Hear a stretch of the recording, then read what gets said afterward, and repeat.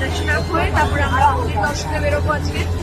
তো নেই ব্যাখ্যা করা যে অনুভূতি কেমন, অনুভূতিটা যে এখানে আসবে, যে এই সংগমে স্নান করবে, তবেই তারা বুঝতে পারবে।